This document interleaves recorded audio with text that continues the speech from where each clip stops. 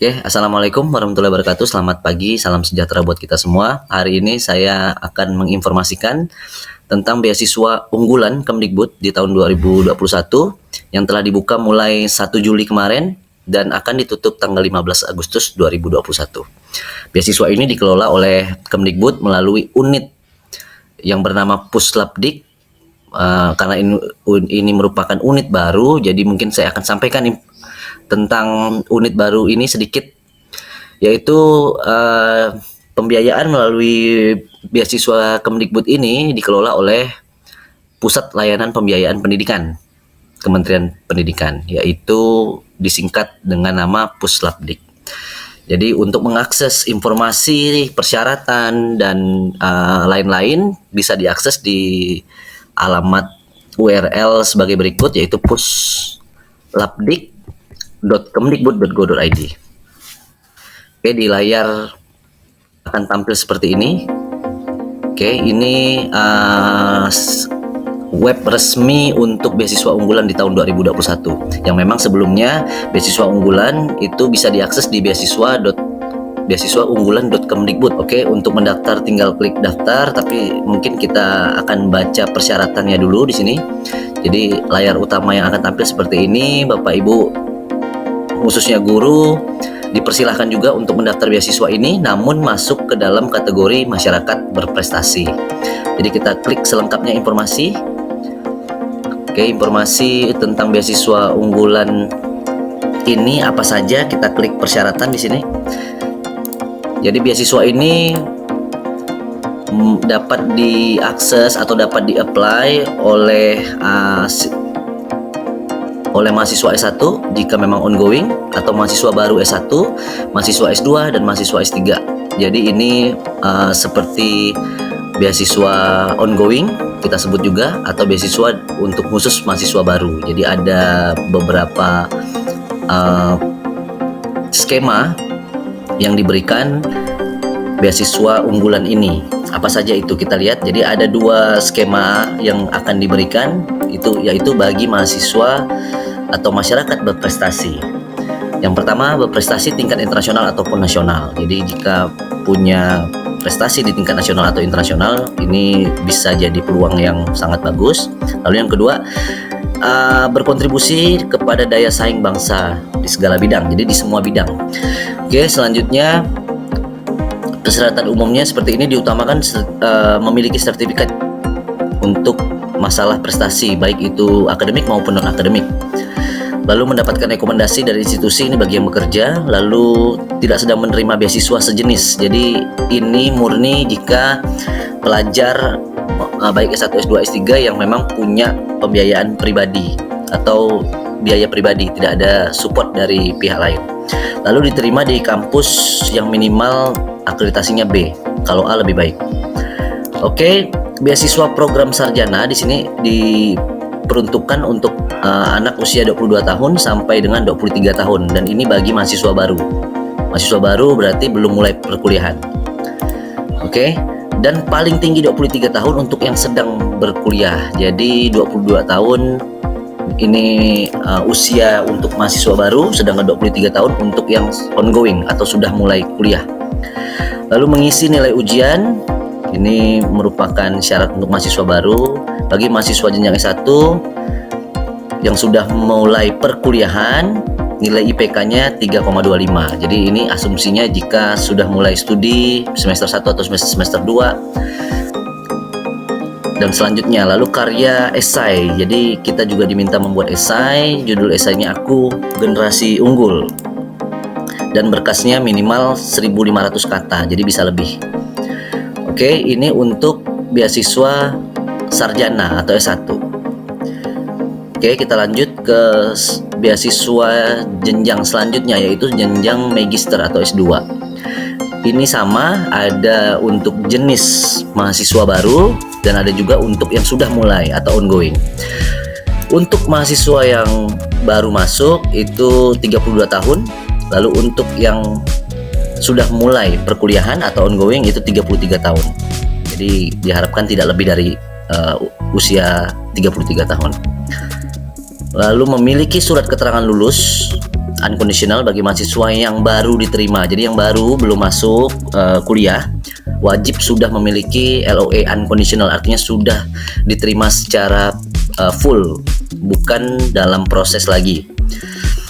Lalu jika yang ongoing, ini syarat yang ongoing, sudah mulai perkuliahan, artinya ditunjukkan dengan surat keterangan aktif kuliah dari dekan atau direktur pasca bagi mahasiswa ongoing. Oke. Untuk yang dari S1 murni, mahasiswa baru maupun mahasiswa ongoing, wajib menunjukkan IPK minimal 3,25 dari skala 4. Lalu diutamakan juga sudah memiliki kemampuan bahasa Inggris ITP dengan angka 550 atau IBT 61 atau IELTS 6. Jadi ini syarat kemampuan berbahasa. Selanjutnya membuat proposal rencana studi yang berisi alasan dan lain-lain. Jadi ini lebih ke esai dan juga ada tugas akhir penelitian ya. Jadi ini penelitian juga kita lampirkan, rencana penelitian. Yang keenam, karya tulis esai dengan format berbahasa Indonesia, dan sama kurang lebih ini juga 1.500 kata, hanya temanya sedikit berbeda ya. Ini temanya adalah hal yang diperbuat untuk bangsa, jadi lebih kepada kontribusi ya. Kalau yang pertama tadi judulnya adalah tentang aku generasi unggul, kalau yang ini lebih kepada kontribusi. Oke, selanjutnya beasiswa doktor jenjang S3 ini juga sama. Ini bisa diperuntukkan juga untuk yang ongoing. Jadi bisa dari mahasiswa baru, bisa juga ongoing. Untuk yang ongoing maksimal 40 tahun, untuk yang baru maksimal 40 tahun, yang ongoing maksimal 41 tahun. Lalu pastinya juga sama dengan S2, harus memiliki LOE atau surat tanda diterima. Dan bagi mahasiswa yang sudah kuliah di S3, wajib melampirkan surat keterangan aktif kuliah dari institusi, baik itu dekan maupun direktur pasca. IPK S2 itu wajib minimal 3,4, dan itu tidak hanya bagi yang baru, tapi diperuntukkan juga bagi yang ongoing. Ini kurang lebih sama. Yang doktoral ITP-nya juga minimal 550 nilainya, jadi kurang lebih sama. Lalu punya rencana studi termasuk rencana penelitian, lalu karya tulisnya sama juga, dan judul yang diminta esainya adalah tentang hal yang diperbuat, artinya kontribusi juga. Jadi kurang lebih persyaratan untuk S2 dan S3 sama, hanya dari umur saja yang berbeda dan IPK. Jadi IPK ini 3,4 ini untuk doktor, sedangkan untuk S2 IPK-nya cukup di angka 325. Oke. Dan persyaratan lainnya ini bisa diunduh atau formatnya bisa diunduh di situs resmi ini, yaitu di beasiswa di Puslapdik. Oke, di puslapdik.kemdikbud.go.id. Oke, untuk persyaratan umum dan persyaratan lainnya, ini jika PNS jadi diusulkan oleh pimpinan setara eselon 2 di unit kerja. Setara eselon 2 ini jika di SKPD atau di kementerian, jadi kepala unit yang memang berjenjang eselon 2, yang punya level di eselon 2, atau mungkin di BKSDM jika memang di daerah, itu kita perlu dapat surat izin. Oke, lalu mendapatkan persetujuan untuk tugas belajar. Ini jika memang mendapatkan beasiswa, nanti harus segera diurus untuk tugas belajar bagi yang PNS. Oke, syarat lain nih sama, baik syarat khusus dan syarat umum. Oke, untuk disabilitas juga disediakan. Jadi ada beberapa disabilitas yang menjadi concern pemerintah, yaitu penyandang disabilitas fisik, penyandang disabilitas intelektual, disabilitas mental, dan sensorik. Jadi ini juga diberikan untuk mahasiswa-mahasiswa berkebutuhan khusus. Oke.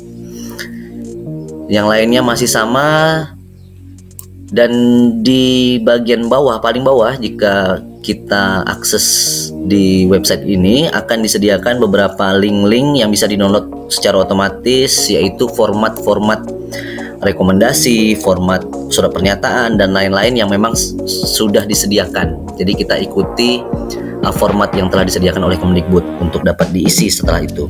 Oke, jadi ini syarat-syarat tentang beasiswa Kemdikbud. Oke, jika sudah, kita akan coba masuk ke layanan pendaftaran. Oke, saya refresh, dia akan memberikan tampilan untuk mendaftar seperti ini. Jadi klik daftar. Jadi Bapak Ibu bisa masuk di sini, daftar sebagai peserta, masukkan NIK, dan yang lain akan menyusul. Hanya cukup NIK, alamat, dan kata sandi. Oke.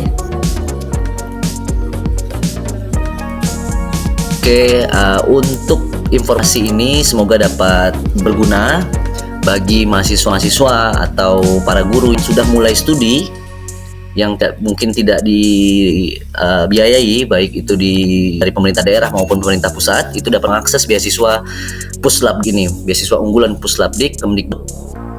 Dan semoga bermanfaat.